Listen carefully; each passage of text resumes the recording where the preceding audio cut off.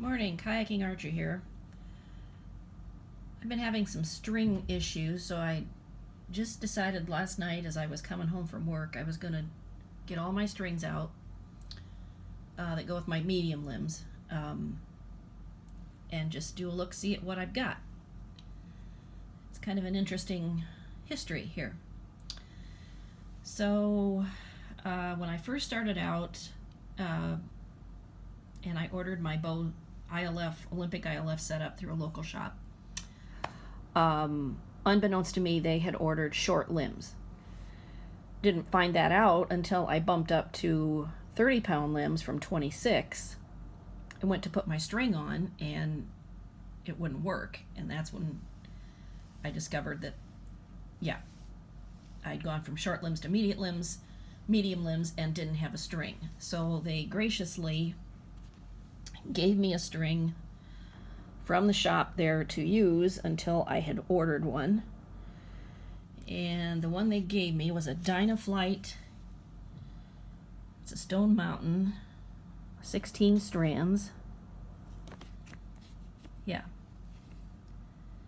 Dynaflight recurve string. So, this string only got used, I'd say, 3 weeks. And when I pulled it out of the bag just now, I was startled to realize that I had tie-on knocks, and that looks like floss. So I don't know if the shop did that or if I did that, but yeah, I didn't think that I used tie-on knocks until a few years later, so surprise. So yeah, this string only got used 3 weeks, 4 weeks until my other string came in. So I ordered from Lancaster an SF string. And at this point, all I knew was you just get the string out, you put it on your bow, you start using it. So this time we put on a brass knock. And I used that string without thinking too much about it on my 30-pound wood limbs, SF limbs, for I think a year and a half at least.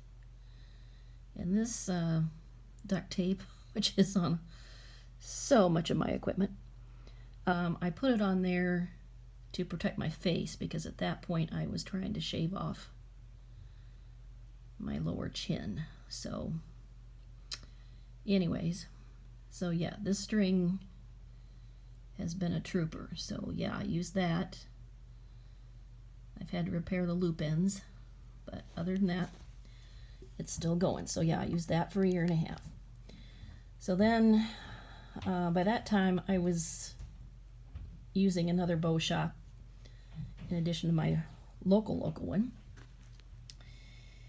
and decided that I had been using that other one for quite a while, so I needed to get a bowstring. So I decided to do my first foray into custom strings.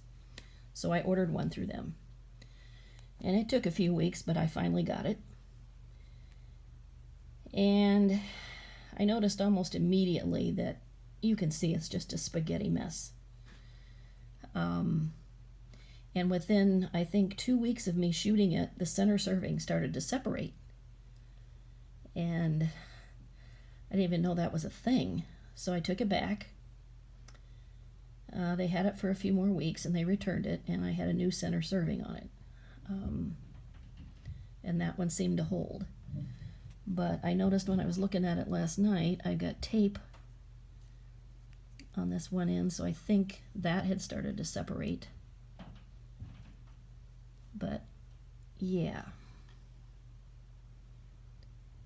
So I used that for a while, but the strings just never held together, even if I waxed it. So I don't know. The original packaging is gone. I don't know what they used to make it, because this is 8125. Yeah. So by this point, I was coming up on a tournament, my first tournament, outdoor tournament. I thought, well, this string was just totally out of contention at that point. I should have a backup string. So I just thought, well, I'll just order the same string that I had. So I ordered a WN. By this point, it had gone from SF to WNS. So I got it out. It looked exactly like the other string. Until I tried to put my arrows on it. And surprise! They changed their formula, and my Easton small groove nocks just slipped right off. Wouldn't even hold. So, local shop. We put some serving over the middle. And tried to get that to work. But that ended up separating, and so I just put floss in there, and you can see I did tie-on nocks. And I've got the duct tape on there to protect my face. Yeah, some of my strings are biohazards. Anyways, so yeah, after a while I just kind of put that string away and didn't use it. Although it's still a perfectly good string, except for the center serving bits, which is, hey, kind of important. So I was back to this string, the old SF string. So I used that for a while. And then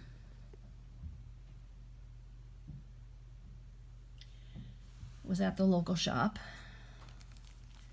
last summer and decided to try ordering another custom string. And so I just ordered it. I didn't know where they were getting it from. I just decided white and blue, black servings. So toward the end of that week, I started getting nervous. And I called them and I said, do you mind if I ask where you're sourcing this from? And they gave me the name. And I called them and talked to them, had a real nice conversation. And a few days later, I got the string. Tried to put it on my bow, and oh my gosh, it had me at a height, brace height of, I think a little over 9.5 inches. And yeah, by this point, I knew I like to keep it around 8 3/4.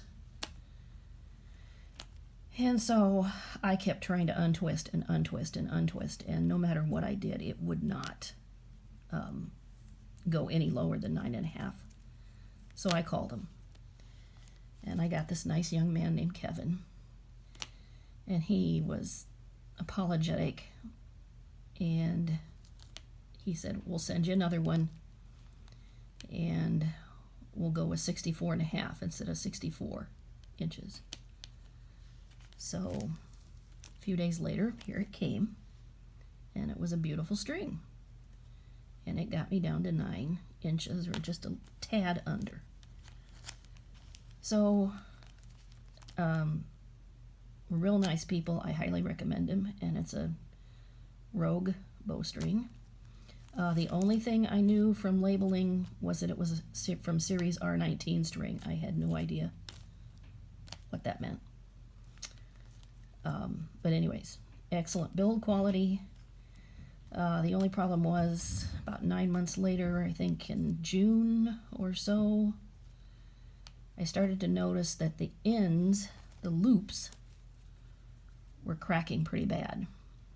And then I was shooting one day, and it was just down to naked string, and it had totally severed and torn. And so I called a bow shop, and they said, do not use it until we get that looked at.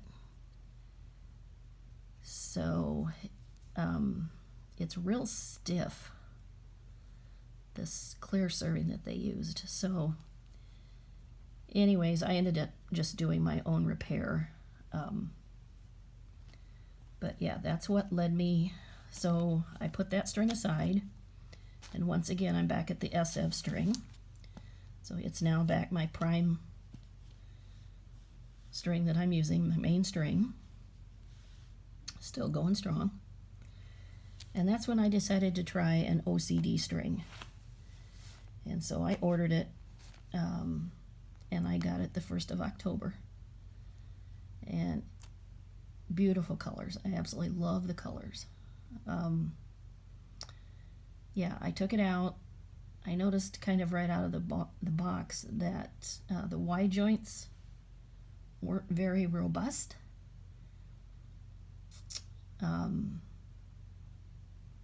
And within 30 minutes of me trying to set brace height, the small loop Y joint had completely separated.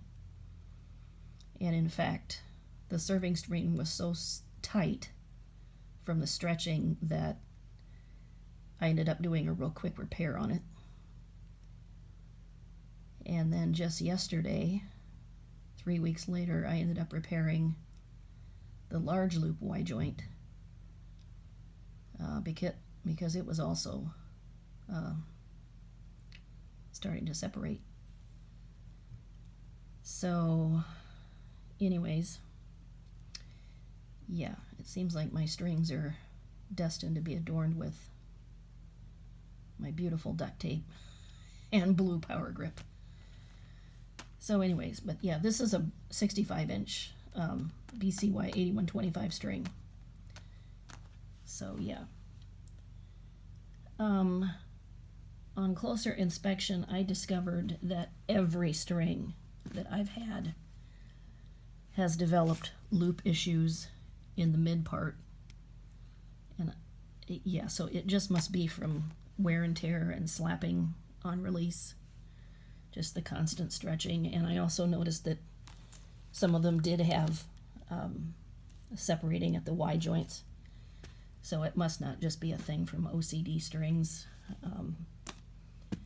Yeah, so anyways, it's interesting that the SF string is the one that seems to be the, yeah, my main driver, or the longest living one. So anyways, interesting developments. Yeah, Rogue bowstrings, good people, good quality strings. If you need a compound string, I'd recommend them. Ask for Kevin. OCD string is nice, just that Y joint. But yeah, I had no idea I had this many strings. I mean, I've only been shooting 7 years and I've got 6 strings. Granted, some of them are not usable, but had no idea. So, and yeah, this is 2 different limb sets, so I can't blame it on just one limb set that it's got rough tips. So, yeah. All right. Peace out.